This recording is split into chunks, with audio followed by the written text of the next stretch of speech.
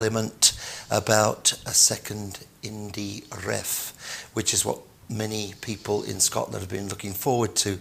Now, what she said was that she's going to bring forward new legislation into the Scottish Parliament to be ready and waiting for when a Section 30 order from the Westminster Parliament can transfer powers to the Scottish Parliament to hold a referendum. Now, she's done this in a different way from last time. Last time they got the Section 30 and then made the legislation for it. But what she wants is some legislation there that can't be pushed aside or changed by other folks in the future. And so some people, of course, objected to that. But she said that with the Brexit thing going on in the way it has done, the chaos in Westminster, we have to organise Scottish politics in a different way. And she was looking for consensus from all the different people in the Parliament. She said all the folks who are members of the Scottish Parliament are there for Scotland's benefit. And she said she wanted to find consensus. Now, many of the MSPs got up and challenged that. Jackson Carlaw, and Willie Rennie, and all the rest of them. And she said, well, okay, tell me what you do instead. Bring forward your proposals and we will listen. We need to get to a consensus, was really the word. She didn't use that word, but that's what she was looking for. And I think there's a quote on one of these bits of paper that we could just read out a wee bit from that. Hang on, where is it now? Yes. We have seen in Westminster what happens when parties fail to work together, when leaders take a my way or the highway approach, and when so many red lines and inflexible preconditions are set that progress becomes impossible. So, well, how about we talk? Oh, hang on, we've got a Skype call coming through the studio. But I don't think it's ready for us yet. I think that was probably a slightly. We have lots of gruddly things here. I think you should just watch for the fun of our show, really, because when I get wrong, and I often do get wrong, I don't know if Linda's ready to put the camera onto Chris yet, but no, she's not. So I'm going to have to keep blethering on. Anyway, so let's go through some other little bits here. Ruth Davison's Tories cannot shirk their responsibility for the Brexit chaos. We can all hear you in the studio, Linda. We can, and loud and clear.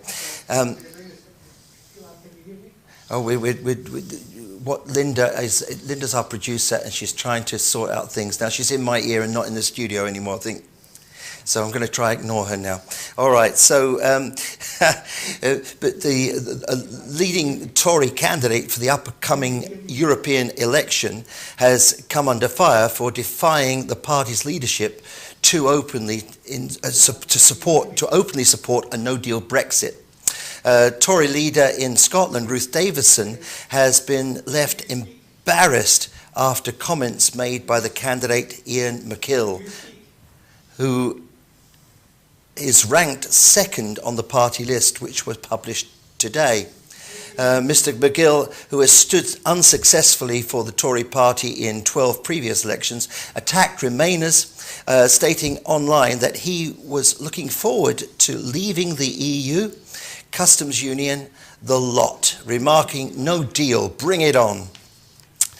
Commenting about this, the SNP MSP, Stuart Macmillan, said, while Ruth Davison desperately tries to distance herself from the Westminster chaos, it's clear that the Tories are just as divided north of the border, and they cannot shirk their responsibility for the huge economic uncertainty that they have inflicted on us all. Meanwhile, the SNP have been choosing their candidates for the, well, not actually choosing them yet. That will be a job at the party conference. But there is a list. As you know, I always have to sift through these papers because nothing's ever in order. So we've got the list of the Scottish National Party candidates. That's Alan Smith, who has been in the European Parliament since 2004. Christian Allard, Aileen MacLeod, Margaret Ferrier, Heather Anderson, and Alex Kerr. And Keith Brown, the deputy leader of the MSP, said, with the Westminster parties making a mess of Brexit, the European elections are Scotland's chance to shine. Scotland is being dragged out of the European Union against our will.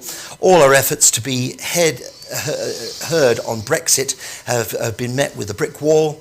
The people of Scotland have been ignored, the Scottish Parliament has been ignored, and the Scottish Government offered compromise has been ignored too. Enough is enough.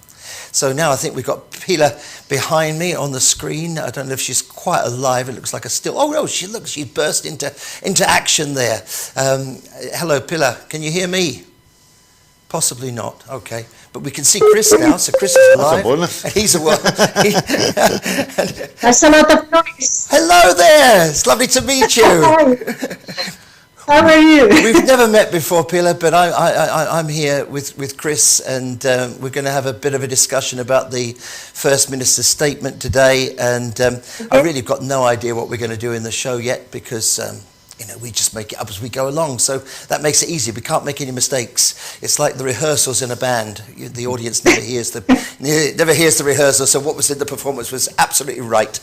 But the First Minister has come out today and said that between now, during the lifetime of this particular Parliament and 2021, there will be a second referendum on the independence issues of Scotland. And so I've been blethering on for ages while we've been sorting all these technical things out, and people have probably heard enough of me and my gawking. So, Chris, what about your take upon all these things? Tell me what you thought about this afternoon's debate with as much longevity as you can. Right, well, first of all, thanks very much for inviting me into the studio, Lewis. My own conclivities about this move is that it could be seen as Nicola possibly kicking the can further down the road. The wider Yes movement at this moment in time are gagging for something more tangible than what's come out today. And although this goes a long way for it, and I understand the reasons that Nicola's taken this approach, very pragmatic approach, I may say, some of the wider Yes activists won't actually see it for what it is, and whilst I'm 100% committed to the party, I do believe that we are a party of democracy, and we are allowed a difference in voice. Whether or not I'll be having this conversation with you after the conference. Yeah, because the conference is coming up at the weekend for the SNP, of course, and of course one or two people in the chamber there did try to say that Nicola was kind of grandstanding on that and trying to be something for her party rather than for the nation. Well, I think that's your typical narrow-minded unionist rhetoric that's coming out there, because if she was to be grandstanding, she would have kept this up her sleeve and grandstanded for the whole conference. Yes, surely. And put it out then. She's decided to come out before that so that the conference is not about independence. The conference is all about the substantive resolutions that are to be discussed. Obviously, independence will be discussed, but she doesn't want the conference to be overwhelmed by the independence question. Well, I wonder, are we ready to bring Pilar into this? Oh, it's been disconnected. I'm sorry, Chris. I thought it might be a good point to ask for what the opinion was from further away. But, oh, there she's back again. Buenos dias. There she is. Now, Pilar, what about you? You've been in Spain all day. I don't know exactly where in Spain. You didn't tell us. Spain's big enough. Yeah, I'm in Santiago de Compostela in Galicia, northwest of Spain. Yes, a very sunny day, but rainy too. And I was following the statement from the First Minister of Scotland, Nicola Sturgeon. I think many of us were really looking forward to it. I think it's an important time. I think it's the right time. I think it's a very important statement. I think we've lost Pilar again. Yeah. She'll be back in a minute, I'm sure. It's always very difficult with the internet. Oh, here she is again. Can you hear me? Yes? Yes, please, carry on. Yeah. I've been noticing in Twitter a lot of wee grumpy comments and people very impatient. And I think the entire Brexit situation is a mess. Here from Spain, we know that Scotland wants to stay in the EU. In fact, the First Minister of Scotland is very appreciated, is very well considered. And I think she kept her word. She said, I'm going to update the Scottish Parliament on that, and she did. So I think it's a good time. I think it's the right timing. I think it's the right procedures. And I hope you get independence. Yeah, of course, it is important that the right procedures are followed, because we do want this to be internationally recognised. We don't want this to be something that just comes and then goes again, do we? I mean, I've spoken to Mike Russell about this situation, and he did suggest to me some time ago that there were other methods of coming to independence, and I had wondered if we'd use the European elections as a good marking space. Or what do you think about that, Chris? It's actually quite curious that you mentioned that, because I had a conversation with a fellow activist today, and he was of the mind that we should use the platform of the European election as a precursor for independence. And then that vote reflective would give us yet another mandate. Sure. You know, I mean, we've got 3 mandates already. Do you know what I mean? We have got the endorsement from the Scottish Parliament to do it. The whole manifesto that Nicola Sturgeon and the party were elected on was based on, if there was a material change, Scotland has the right to thing it. But there was one other thing as well. A while back, we were going door to doors, and we were carrying out this survey, and it was all to do with the European question, the Union question, and Scotland's independence. What happened to all that information? Where did that go? It's often a question I've asked myself when I've done similar exercises. Yeah. You do wonder who has got the time to collate all that information and who processes it and computes it.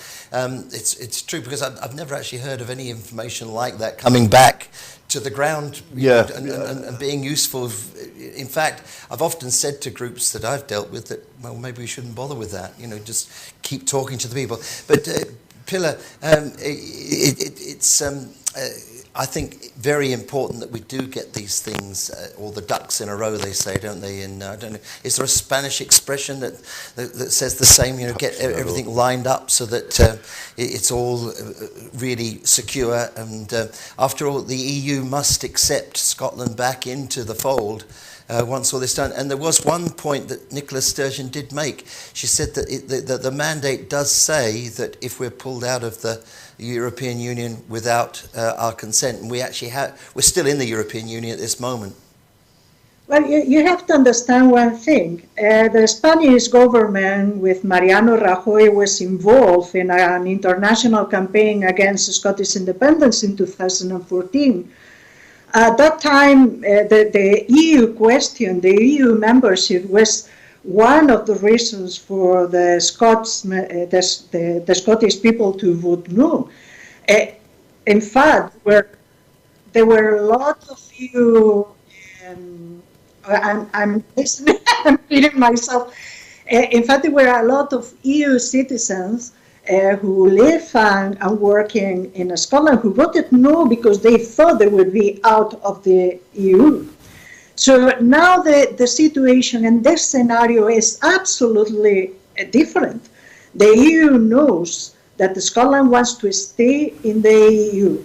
The EU citizen wants to vote again, to vote yes to independence, because they know that independence will secure their rights, their situations. They know, and we know, and it's very important from abroad. If you are abroad, you notice very easily that Scotland is very appreciated, that the Scotland position is well considered, as the First Minister of Scotland is. Everyone knows that the Brexit thing is an English problem. It's not a Scottish problem, it's an English problem. The feeling here is that it's very unfair for Scotland to be dragged out from the EU. So now the situation is absolutely right. Everyone knows here that the Scottish people were lied. You were told that if you voted yes for independence, you will not be in the EU. So now it's another scenario. I was surprised the other day, was amazed the other day, an article speaking about the Spanish veto. Once again, it's a myth. It's a myth.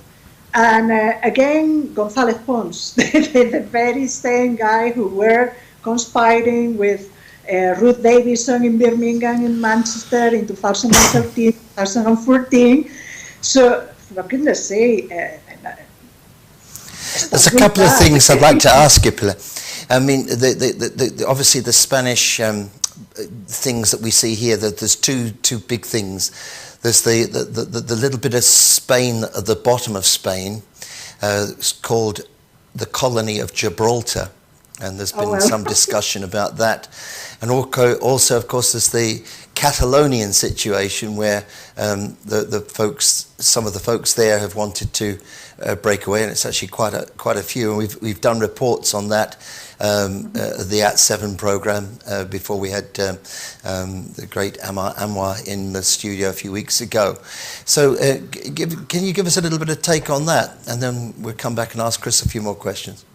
Well, apart from the Gibraltar issue, that is a very important one because they have to, actually there are arrangements between the Spanish and the UK government on the Gibraltar right, the citizens of Gibraltar and the Spanish citizen working every day in Gibraltar. Of course, they have to get some arrangements on that. They have some agreement, a special agreement, and from time to time you can see a lot of polemic in the newspaper, in the Spanish newspapers. Gibraltar has been used as a smokescreen in many ways, especially during the conservative governments. With the Catalan issue, we're in the middle of a Catalan trial at the moment with a lot of dodgy issues because the Supreme Court are not allowing allowing the defense in full. In fact, it's very curious. The defense cannot use some files, some videos as a proof during the trial. So there's a lot of observers, international observers, journalists from all over the world following the trial. And of course, the legal issue is one thing and the political issue is another thing.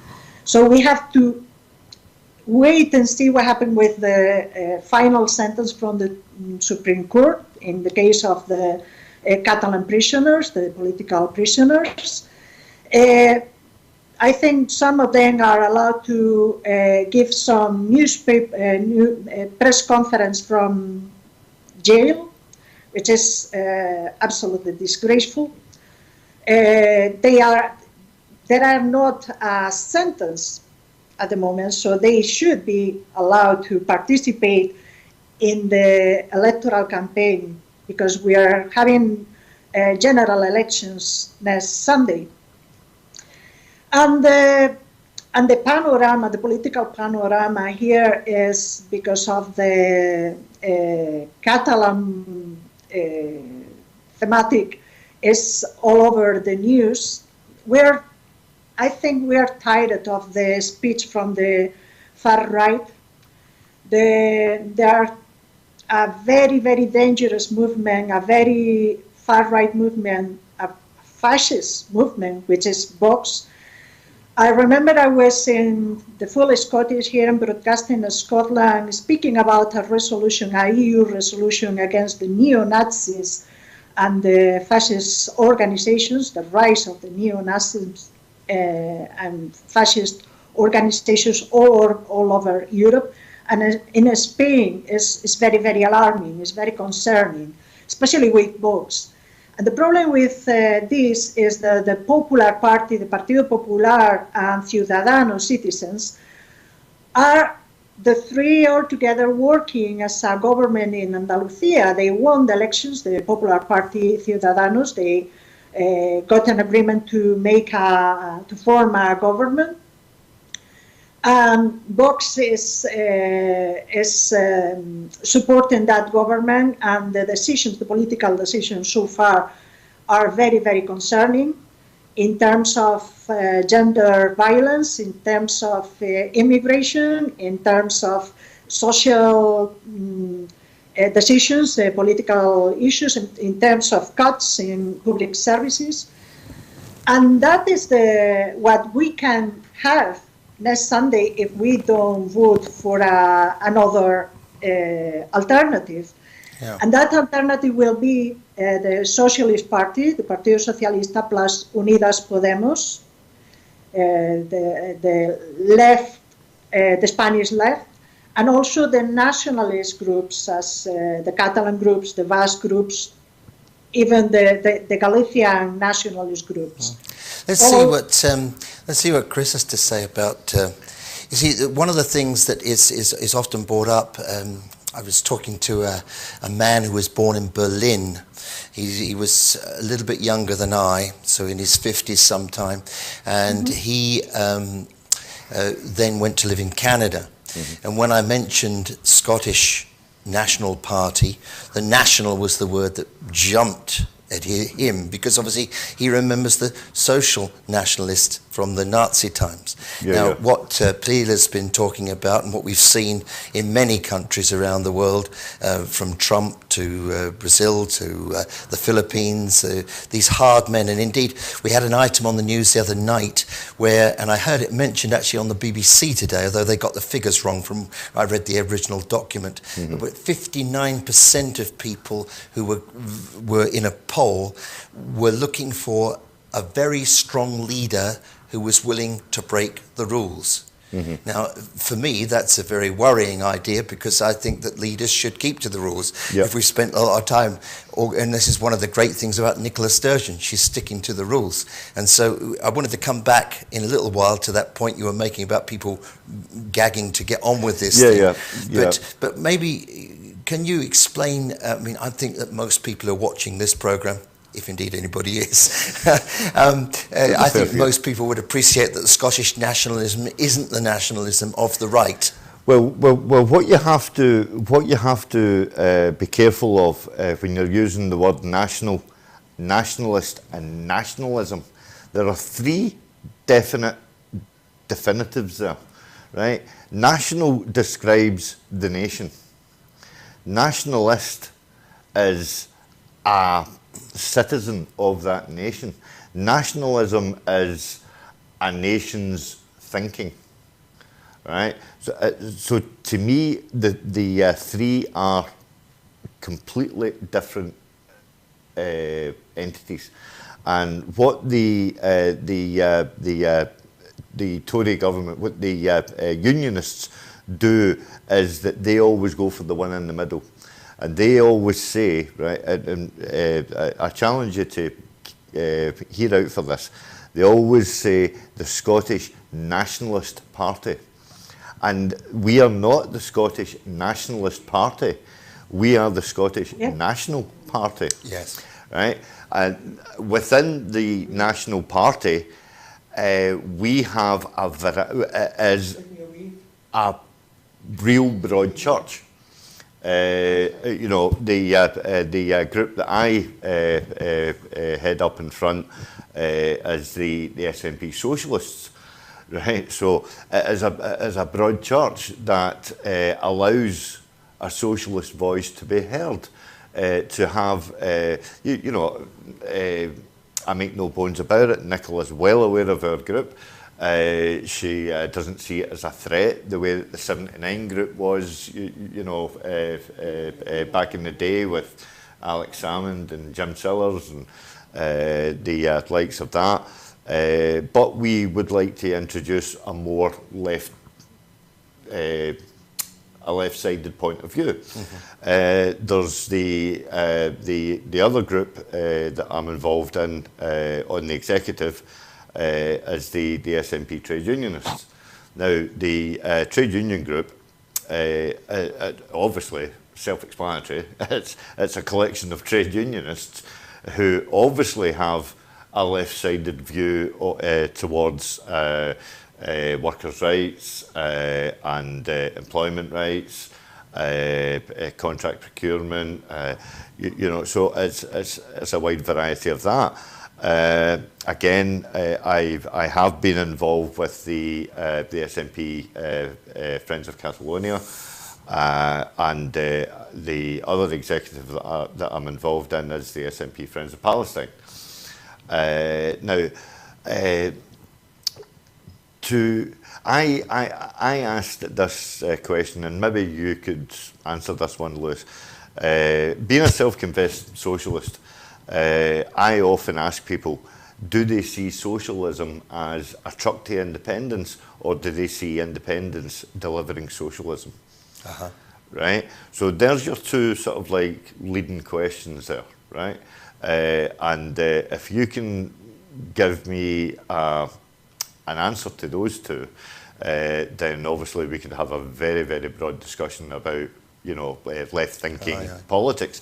And what it is, and I see my role in the party as having that left voice to ensure that the party stays to the centre left. Okay. I don't want to drag it to the hard left, but equally I want to make sure that it doesn't capitulate to the right. See what Pilar has to say about this idea that Chris has put forward about the trade union part of the SNP and the nationalist part of this. I mean, we know that we know that really that there's a lot of right in Spain, in Spanish politics. I mean, when you're talking about right, I think that when you were talking earlier on a few moments ago, you were talking something more extreme than I think that we know here in Scotland.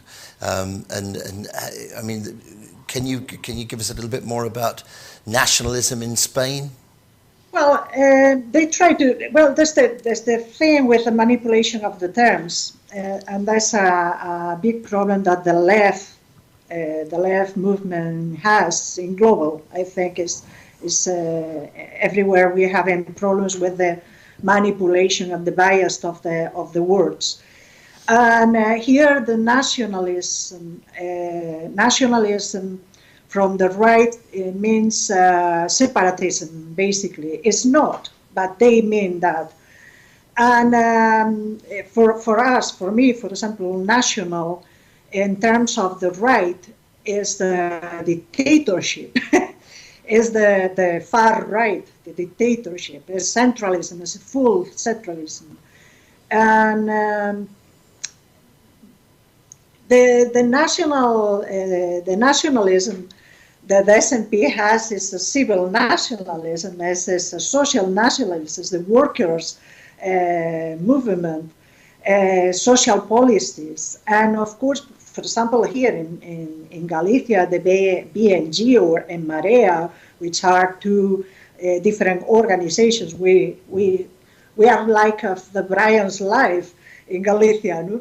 There's a lot of separation and problems between organizations. There's not like the SNP. The SNP is a very strong organization, a political organization. But here in Galicia, for example, there's different organizations, and all of them are nationalists, but all of them are from the left spectrum of the politics. In Catalonia, for example, nationalism, or in the Basque Country, nationalism means identity, and but the far right try to put some bad meaning to those words. Uh-huh. Okay, I think I answered your question. Yes, I think you have. I was thinking we might move on from that and discuss another issue that's. Now Linda's asking about a timeline. A timeline. A timeline from now until independence, or IndyRef. I mean, when you think, I mean, there are things that have, I mean, you can't think that Nicola Sturgeon hasn't been doing all the bits and pieces that need to be done. We've got a bank, we've got the Scottish Power situations, and I must be careful I say that word because it'll be advertising a different firm, but we've got, they've made their own energy company, and that's up and on its way. Mm-hmm. The stock exchange, all these things have to be in place in order for us to be a proper normal country. So various different powers have been coming, but of course there was something in the, let's maybe not touch that subject, my head's going in the wrong direction, but Linda's asking you to give us an idea of how long you think it will be to IndyRef do, and that actually brings us to what I wanted to ask you about the champing of the bit, and people desperate to get on with this. My own feeling is that we're always on this independence crusade until it's there, and so whether there's an actual date given doesn't make much difference. I mean, well, no, it doesn't. But I personally think that the date is whatever Nicola is going to call, right? So clearly she's come out by the end of this Parliament, which is going to be 2021. So, and that does give us more time to get on with the day job, and thus establish what we need to establish vis-a-vis the banking infrastructure, and the stock exchange, and all that needs done with that. However, what I think it was Kate Forbes said it in a discussion show on another channel. She was referring to the monetary situation, and she clearly said that the money in your pocket the night before Indy is going to be the money that's in your pocket and you will use after Indy on that very next day. The work to do then after is for the consensus of the citizens of that independent European country to decide. Mm-hmm. And I know an awful lot of people will say, well, it's just referenda after referenda, but what is it do you want? Do you want a government that's going to dictate to you and you're going to get spoon-fed, or do you wish to be consulted and have your voice heard? I personally would want to be consulted and have my voice heard. I'm fed up. My country has been spoon-fed all its life, for the past 300 years, and we've just had to swallow on some real bad medicine and hold our noses and just accept it. You're brilliant to have you, because you've actually just managed to morph into the other thing I was thinking of in my mind. In my ear, Linda's told me that Pilar has to leave in a few minutes' time. So maybe we could just come back to the champing at the bit in a minute. Yeah. But the currency thing, you see, there's been 23 currencies, I think, in Scotland since David I. He introduced the first coins. That was the Holyrood man. We could tell you the history, but we'll probably keep that for another day. But the fact is that whether it's called dinar or gold or pounds or dollars or rupees, it's all money. I prefer the smackaroony. The smackaroony. Now, Pilar, your country used to have the peso, I think. Is that correct? Peseta. Peseta, beg your pardon. The peseta was the Yes, peseta. It's a long while since I had one, but I do remember having them when I've been to Spain. But you morphed into the euro, and the euro is used by over 3 million people, I think, just as a currency. 19 of the European countries use it, and then the Vatican City and Montenegro and some of those little tiny, Andorra and those kind of places use it. Now, please tell the Scottish public that it's okay to have a coin with a different name on it, and it works pretty much the same wherever you happen to be. But whose head's on it and whose tail's on it? Go on, give us a little bit of that, please. Well, we used to have the peseta. La peseta was or coin, and I know there's a lot of old people or elders that are still counting pesetas even when they use euros. I remember well the change from peseta to the transition from peseta to euro, and it was a disaster. The first 6 months were a disaster because of the inflation. Because the thing is to do properly this kind of change. And of course in Spain is different. And the kind of I know you are very you are better prepared to do some changes or to organize yourself. Here is the chaos, and I remember the government at that time didn't prepare us properly. They just announced they were a change. And that's Sounds it. a bit like Brexit here. And that's it.